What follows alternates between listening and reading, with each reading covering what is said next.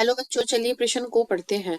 प्रश्न में है ट्रैकरी तत्वों वाहिनिका और वाहिका की कोशिकाएं परिपक्व होने पर मृत हो जाती है और कोशिका भित्ति के लिग्नो सेल्यूलोजिक जमाव के कारण मोटी हो जाती है। इस कारण उनका प्रोटोप्लाज्म जो होता है वो समाप्त हो जाता है। ये किसका उदाहरण है? तो इस प्रश्न की मुख्य अवधारणा है कि अवधारणा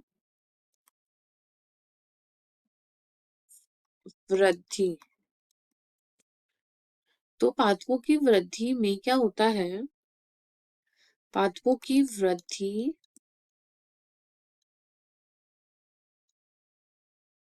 निरंतर चलने वाली क्रिया होती है।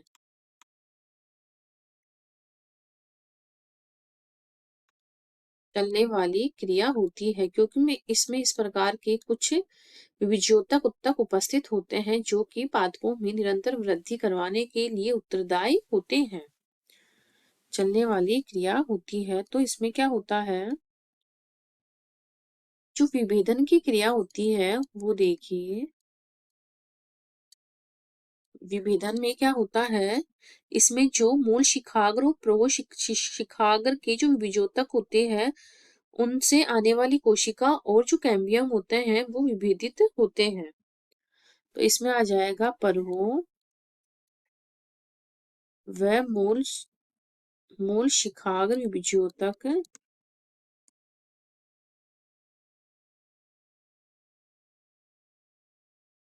विभेदोतक से आने वाली कोशिकाएं और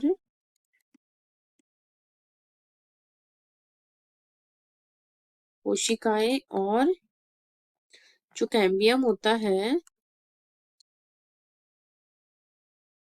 कैम्बियम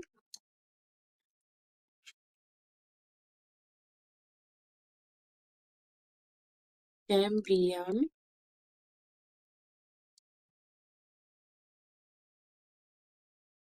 क्या होता है? विभेदित होता है।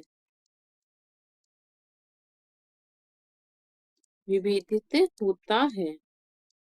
तो इसमें क्या होता है? विशिष्ट क्रियाकलाप को संपन्न करने के लिए परिपक्व होते हैं और ये परिपक्व होने के बाद ये क्या करते हैं? विभेदन।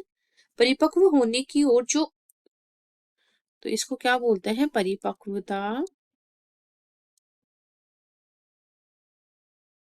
परिपक्व परिपक्वता के फलस्वरूप या परिपक्वता की ओर अग्रसर होने वाली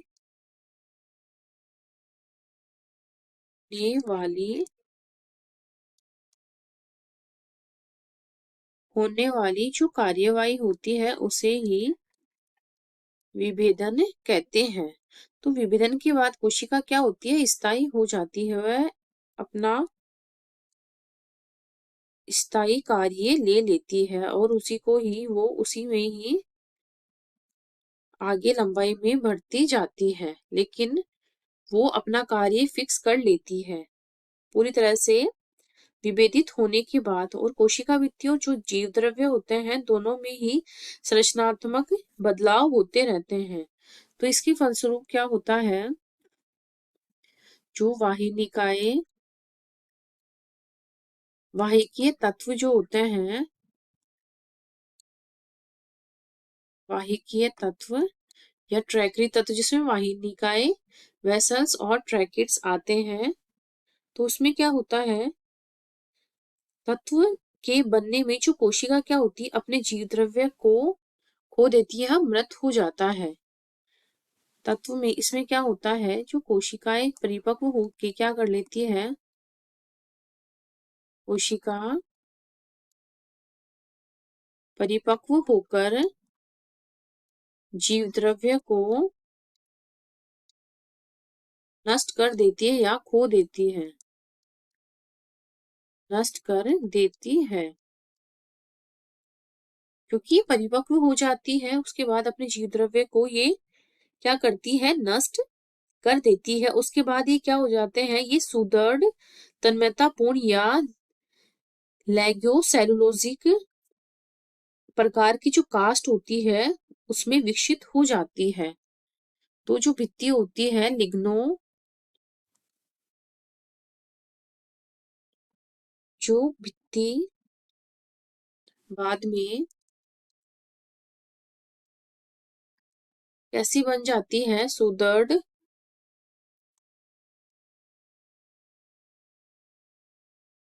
सुदृढ़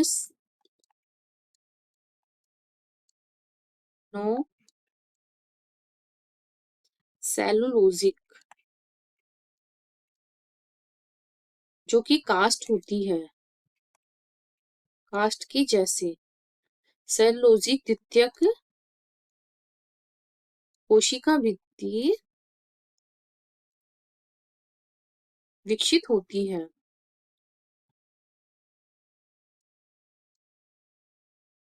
विकसित होती है। तो इस प्रकार से ये एक कास्ट के रूप में गाढ़ी होती है, जो लंबाई जो होती है, जो लंबी दूरी तक सर्वोच्च तनाव में भी जल को वहन करने के लिए, इसमें क्या होता है, अब ये एक लकड़ी के रूप ले लेती है, उसके बाद इसमें क्या होता है, जल को परिवहन करने के का कार्य ये फिर भी करती है। जल परिवहन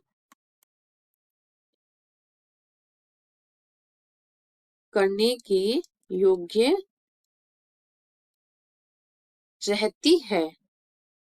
तो हमारे प्रश्न में क्या बोला है, इनका प्रोटोप्लाज्म समाप्त हो जाता है, वो कोशिका भित्ति क्या होती है, दृढ़ कास्ट के रूप में मोटी हो जाती है, और ये जो संरचना बनती है उसके द्वारा ये पानी का परिवहन करने के योग्य रहती है। तो ये सभी जो क्रियाएं होती है वो विभेदन के अंतर्गत आती है। तो हमारा विकल्प बी विभेदन सही हो जाएगा। आशा करती हूँ आपको इस प्रश्न का हल समझ में आया होगा। धन्यवाद।